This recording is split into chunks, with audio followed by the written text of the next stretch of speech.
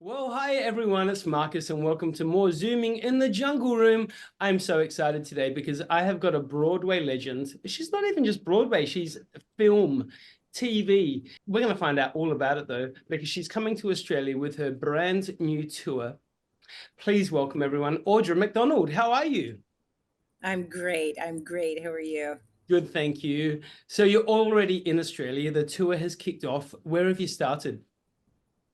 I just got to Melbourne yesterday, and I'm actually my first concert's going to be in Perth, and then from there I think I go to Adelaide, and then Brisbane, Sydney, Brisbane, and then end up in Melbourne. So yeah, I've just gotten here.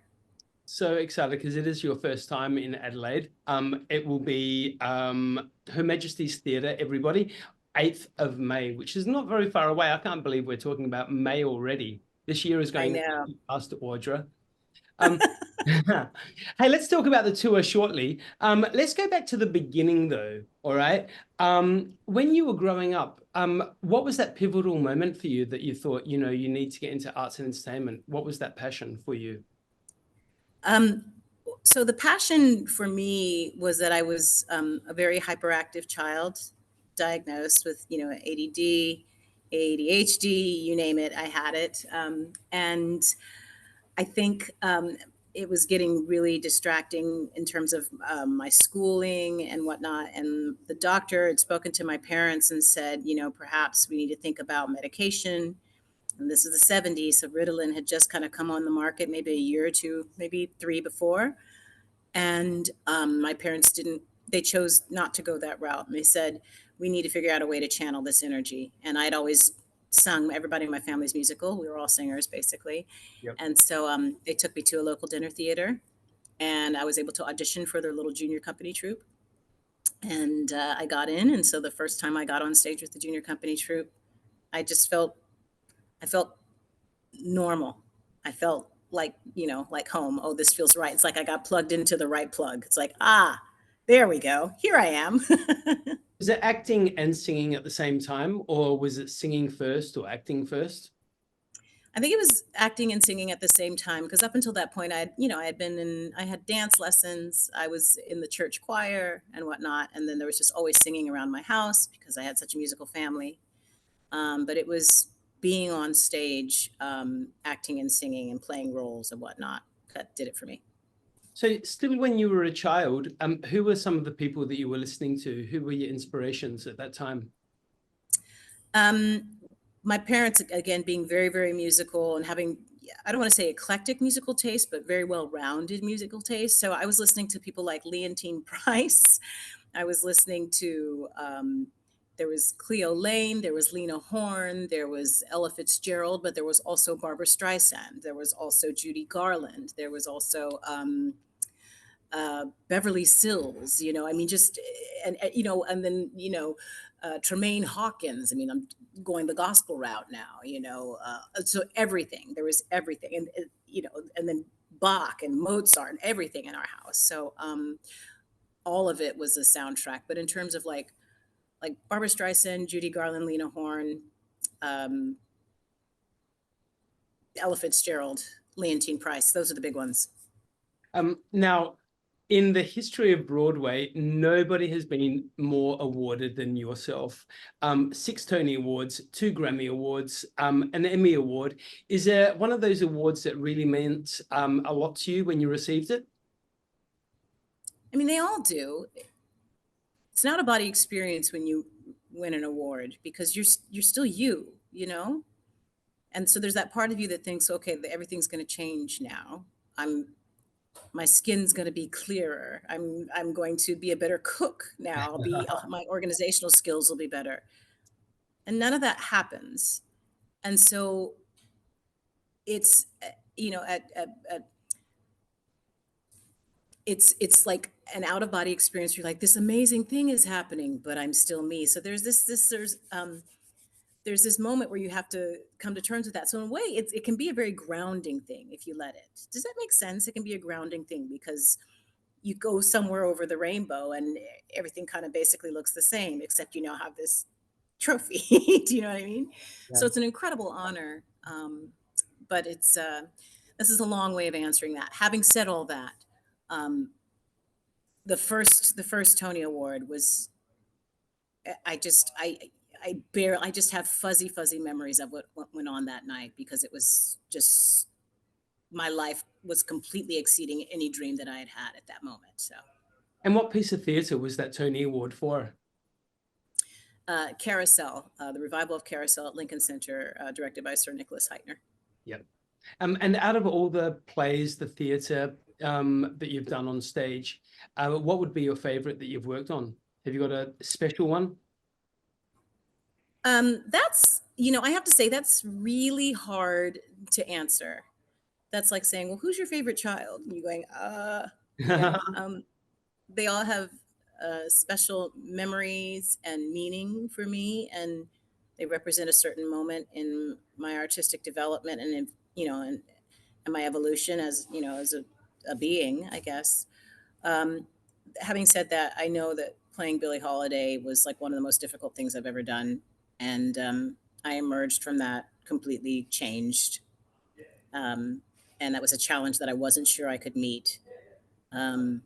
And I'm proud of myself for climbing that mountain. I was listening to that CD the other day when you built out God Bless the Child. Just incredible. Thank you.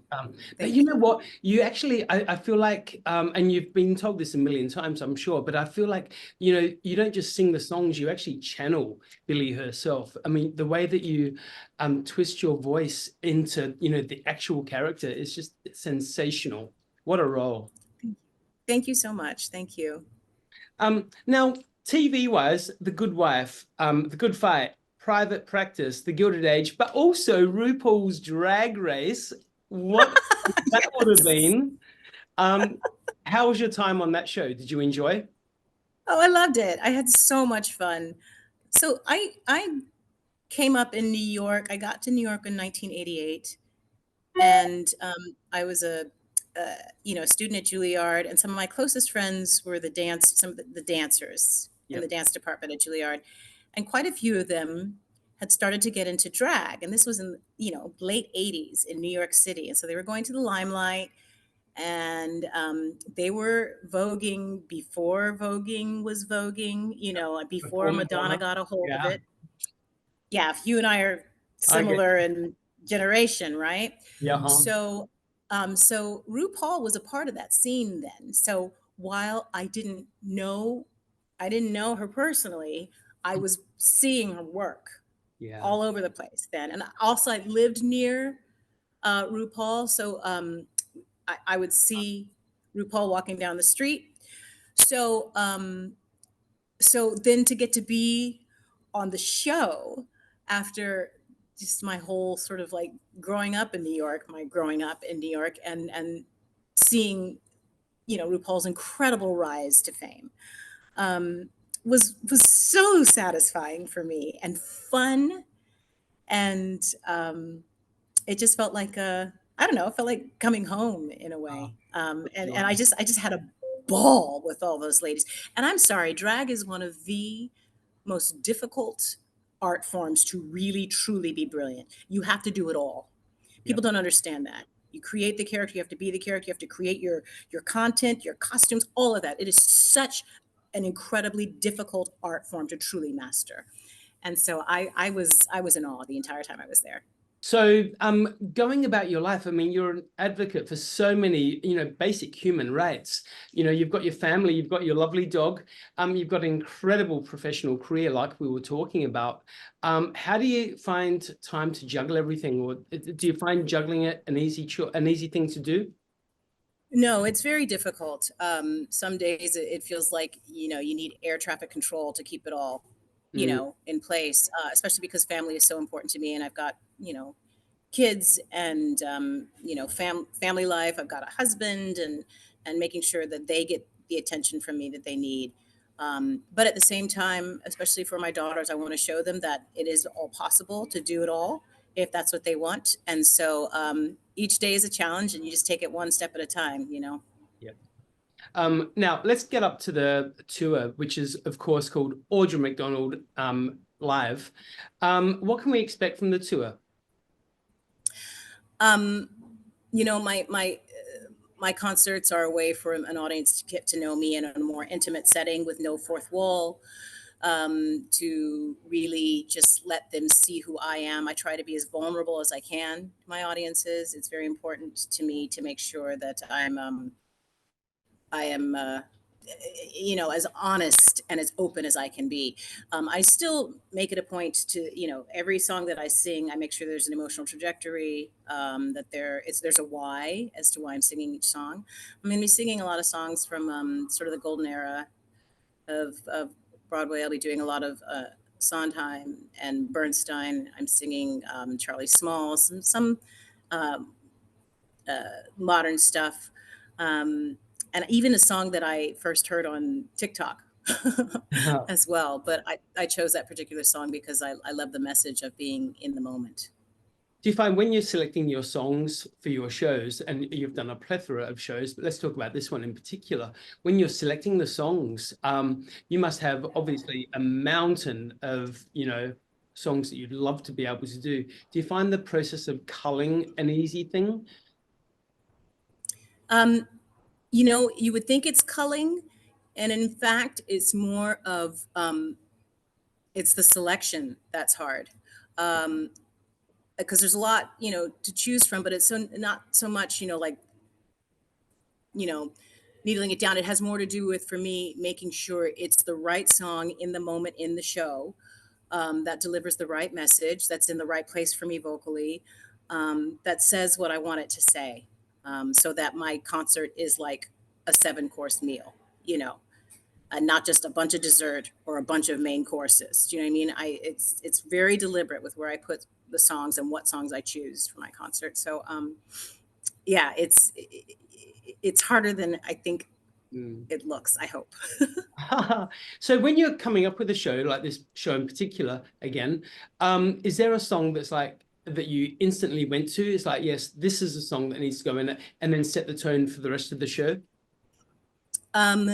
They almost all are those songs. I react very, very quickly to songs that I want to do, and I take a long time to say yes to songs that I don't want to do, and that in and of itself is the tell for me. So, yeah, like what I will open a concert with, and what I will end a concert with, and also for me, which is very important, what is the penultimate number? That is very important to me, to make sure that's chosen quite carefully and deliberately.